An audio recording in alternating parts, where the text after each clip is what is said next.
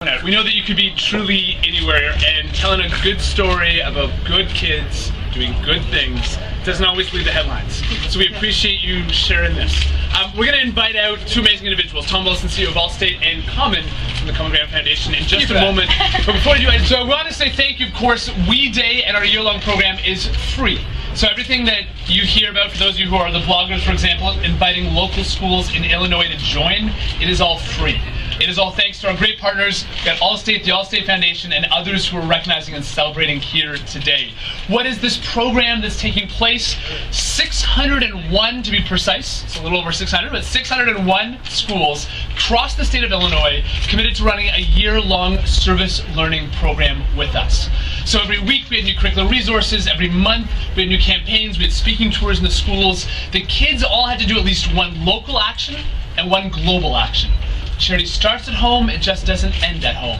And with that, they earn their ticket to We Day. So We Day is cause inclusive. Doesn't matter the charity, doesn't matter the organization, we celebrate it all. What do the kids do? We got awesome campaigns like We Volunteer Now, which is all around service and volunteerism, where you actually recruit a friend to join you in volunteering. Or campaigns like We Scare Hunger, where on Halloween, students trick-or-treat collecting food for local food banks. The stories go on and on, from Square Elementary School, where they raised awareness, they created fundraising, boxed supplies, they chose to tackle homeless issues, to individual students, who've gotten extraordinary programs in Illinois. And I should also say, not only in Illinois, but with us on a national level, there are 14 We Days happening this year across America, Canada, and the United States. 200,000 students attending, who are earning their way from 10,000 schools.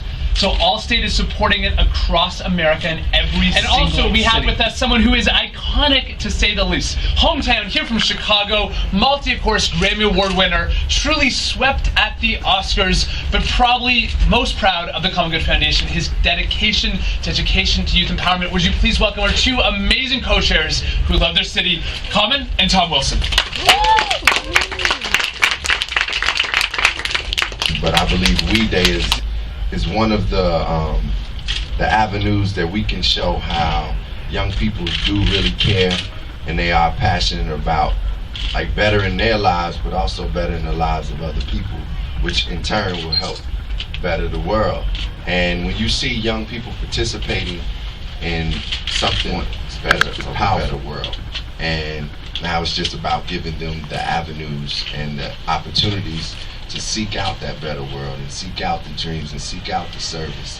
And with something like We Day, we're seeing that being accomplished, and it's a great feat. It's great for us to see, and it's great for the world to see. You can look backwards or forwards, and Common is exactly right. If you look backwards, youth have changed history over time, whether it was a young girl, Claudette Colvin, who was the first person to sit on a bus in the front when the bus driver said white people only. She was before Rosa Parks. You look at the Vietnam War, so you can look back.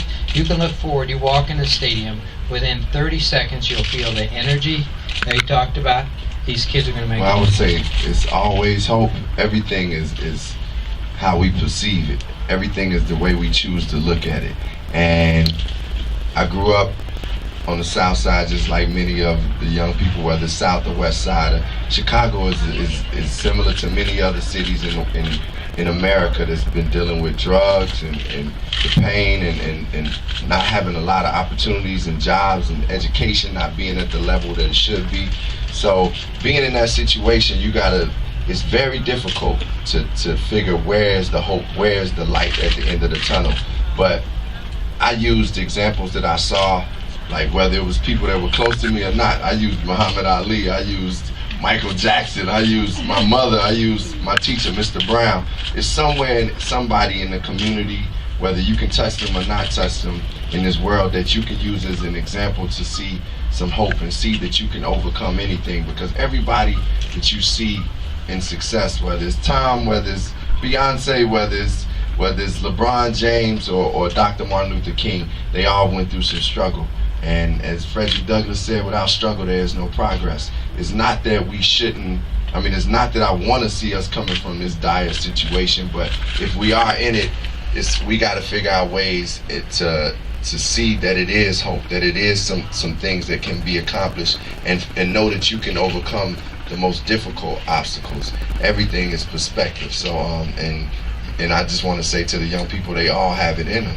They all have it in them. We all built with that ability and gene to overcome those difficult situations to become the champions that we were created to be.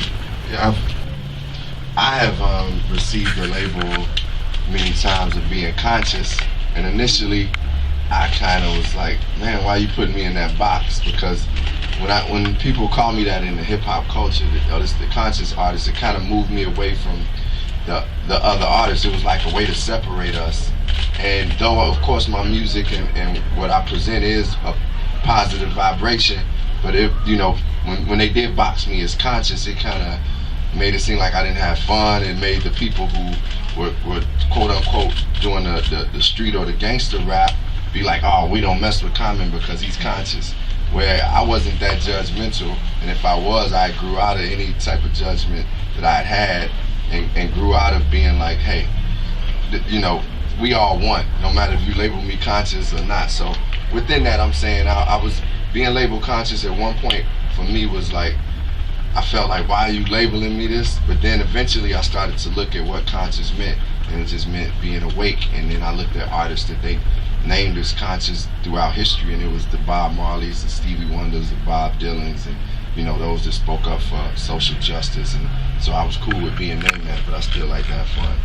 I think it's very important for me to be here, and it's different for me to get to perform here, is because it is like a lot of teenagers, you know, and I love, like, one of my most fulfilling things that happen to me in music or anything in art is when I reach the youth. Like, I feel like it's a pure thing when young people come up to me and be like, man, we love that song, or I seen you in that movie. It's just something about it. I get a joy because I care about the youth so much. I really want to see them have their dreams fulfilled and their opportunities. So for me, this is a joy to be able to perform for teens like this.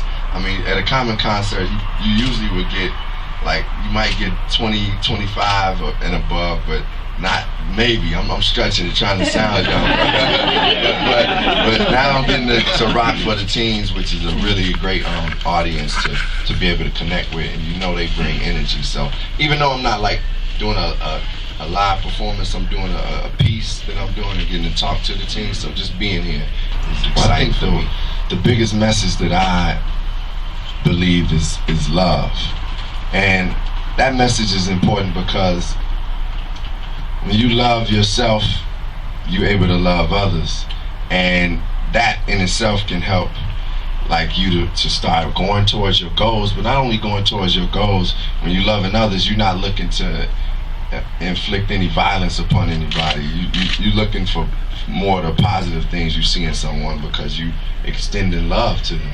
So I think love is the most important thing, because also when you love things, when you love something, you love it passionately. Like, I love writing, I love being an artist, a hip-hop artist, I love acting, so I work towards it passionately.